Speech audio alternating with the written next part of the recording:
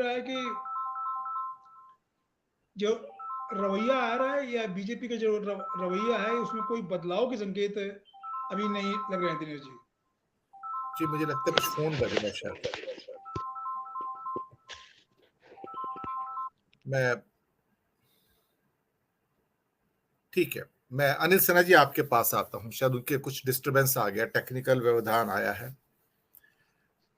दरबारी संस्कृति जो होती है ना, उसका अच्छा खासा उदय हो रहा है। पहले भी था, ऐसा नहीं है, लेकिन ये दरबारी संस्कृति जहां पर बड़े बड़े पदों पर बैठे हुए, जो कि कॉन्स्टिट्यूशनल पोस्ट है, उस पर बैठे हुए लोग जब इस किस्म का व्यवहार करते हैं, जैसे वो पेड एम्प्लॉय होते हैं, तो दुख होता है।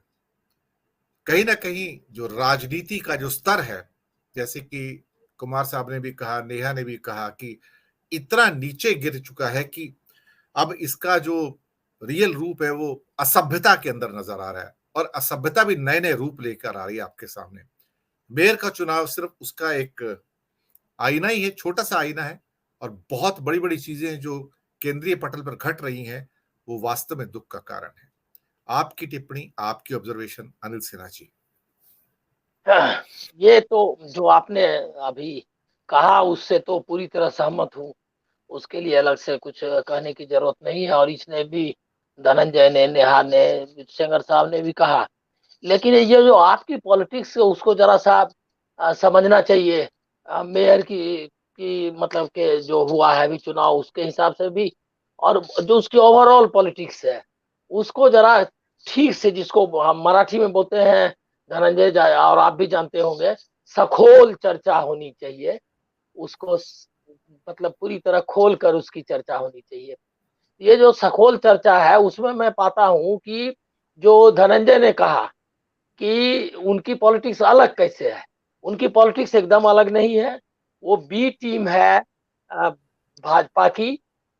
सिर्फ आइडियोलॉजिकल लेवल पे नहीं है, बल्कि ओवैसी के तरह वो सुपारी किलिंग का काम करने वाली पार्टी है, जो कांग्रेस को मतलब कांग्रेस मुक्त भारत बनाने के भाजपा के अभियान में सहयोगी है। इसीलिए उनकी कोई अलग से पॉलिटिक्स नहीं है।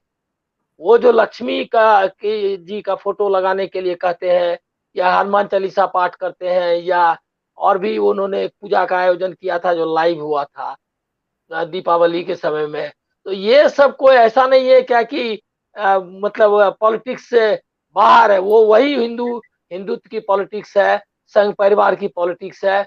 भले संघ परिवार में वो उसके ये में मतलब शिरकत करते ना हो उसकी मीटिंग्स में, लेकिन केजरीवाल वही पॉलिटिक्स कर रहे हैं। ये मेयर वाला जो है ना, इसको भी समझना चाहिए। क्या है दिनेश जी कि पॉलिटिक्स में एक स्पेस होता है, इस स्पेस में अपोजिशन का स्पेस है और रूलिंग का स्पेस होता है, रूलिंग पार्टी का। इस दोनों स्पेस को बीजेपी चाहती है अपने कंट्रोल में रखना। तो इसके लिए उसको ओवैसी चाहिए, आम आदमी पार्टी चाहिए, तृणमूल कांग्रेस चाहिए, केसीआर चाहिए।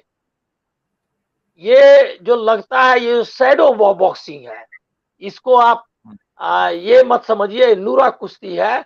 मैंने इसी मेयर के चुनाव में जो हंगामा हुआ था उस पे एक प्रोग्राम में मैंने कहा था कि मेयर के चुनाव में मैं एकदम पूरी तरह निश्चित हूं कि ये जो है मेयर का पद आम आदमी पार्टी को मिलेगा, क्योंकि आम आदमी पार्टी का इतना इस्तेमाल बीजेपी करती है। तो वो ये जो आपको झगड़ा दिखाई दे रहा है, ये ऊपरी झगड़ा है, वो अंत में उनको करेगी। इतनी सरकारें बीजेपी ने तोड़ दी, शिवसेना जैसी मजबूत पार्टी तोड़ दी, और आम आदमी पार्टी का दिल्ली में मेयर तोड़ना उनके लिए क्या मुश्किल था? ये नहीं था मुश्किल, ये शैडो बॉक्सिंग था। ये लोग ऐसे ही झगड़ रहे थे। वहां भी सुप्रीम कोर्ट से यही निर्णय आना था, और ये बॉक्सिंग चलेगी 2024 तक, कि दोनों लड़ते हुए दिखाई देंगे। आपने ये खबर नहीं देखी, मतलब ध्यान नहीं दिया होगा कि आज ही खबर छपी है कि अरविंद केजरीवाल और भगवंत सिंह मान दोनों छत्तीसगढ़ जा रहे हैं। मेयर का इधर इलेक्शन हुआ है और वहां छत्तीसगढ़ जा रहे हैं। छत्तीसगढ़ किसके खिलाफ जा रहे हैं? बीजेपी के खिलाफ नहीं जा रहे हैं, छत्तीसगढ़ जा रहे हैं कांग्रेस को हराने के लिए। जो गुजरात में उन्होंने किया, उन्होंने गोवा में किया।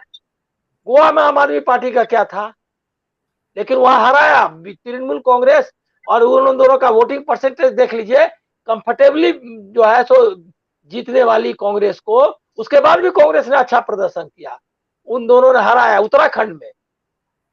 तो ये जो है, ये मेयर का इलेक्शन, ये इसके चक्कर में मत जाइए। अभी ये जो मनीष, इसके साथ एक और खबर आई है कि मनीष सिसोदिया जो है, उन पर सीबीआई का ये जो है वो कुछ करने वाले, मतलब कुछ है कि वो उनका शिकंजा कसा या उनकी मुश्किलें बढ़ी।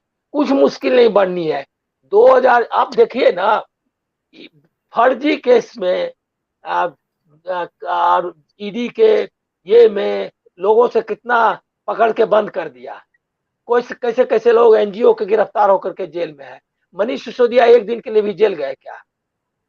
सत्येंद्र जैन जेल में है, अब वो जेल में भी मालिश करवा रहे हैं।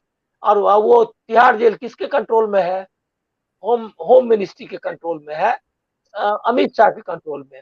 और मंत्री बना हुआ बैठा हुआ है, एकदम नैतिक पार्टी है, और उसका मंत्री जेल में है और मंत्री पद उसका बरकरार है, और उसको एलजी हटाया भी नहीं है। तो आप इससे समझ सकते हैं कि दोनों ये मिली भगत है। दुर्भाग्य ये है कि पॉलिटिक्स का जो कहा, सबने कहा कि इतनी उसकी बुरी हालत हो गई है कि उसमें कोई कंटेंट नहीं रह गया, उसमें कोई मोरालिटी नहीं रह गई है।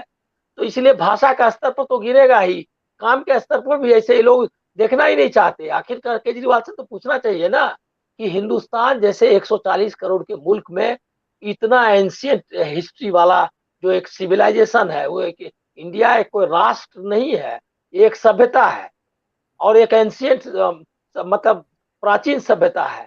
उसमें आप क्या कह रहे हैं, 200 यूनिट बिजली फ्री देंगे आपको, जो है ये क्या कहते हैं, दवा दे देंगे। अरे यही इस मुल्क की का सपना है क्या? ये आप क्या कह रहे हो? उनको तो जूते मार के, मतलब मेरे से ये हो रहा है, ज्यादा मैं बोल रहा हूं। उनसे पूछना चाहिए कि भारत का सपना यही सपना है क्या? अरे गांधी जी या जवाहरलाल नेहरू ने या सुभाष चंद्र बोस ने यही सपना देखा था क्या कि 200 यूनिट लोग बिजली फ्री में लेंगे और उनको कुछ दवाएं मिलेंगी? वो जो है क्या कहते हैं उनकी भी। केजरीवाल ने कोई ऐसा काम नहीं किया है जिससे बीजेपी या संघ परिवार की राजनीति कमजोर हो। उसने कोई, दिल्ली में दंगे हुए वो चुप बैठा रहा। अभी 2 लोग मारे गए, किस तरह से शर्म आनी चाहिए मुल्क कहने में। हमको राष्ट्र के रूप में, एक सभ्यता के रूप में हमको शर्म आनी चाहिए जिस तरह की घटनाएं हो रही है। मॉब लिंचिंग कोई मामूली घटना है? आप ये क्या अमेरिका में कल्पना कर सकते हैं? एक ब्लैक को, एक अश्वेत व्यक्ति को पुलिस ने, वो भी उसका बहाना था उसके पास, उसकी गलती से या जानकर उसने उसको मार दिया, तो पूरा अमेरिका खड़ा हो गया कि एक एक जान, एक एक नागरिक की जान की, नागरिक के जान की कितनी कीमत है वो लोग जानते हैं। लेकिन हमारे यहाँ सरेआम वो जो है उसको जला दे, याद है मॉब लिंचिंग।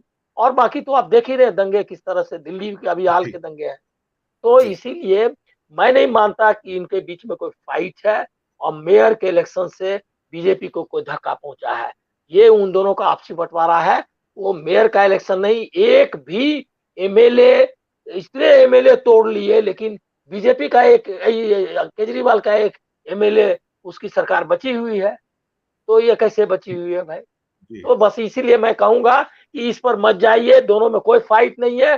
दोनों मिलके संघ परिवार की राजनीति चलाएंगे, कांग्रेस को हराने के लिए पूरी ताकत लगाएंगे।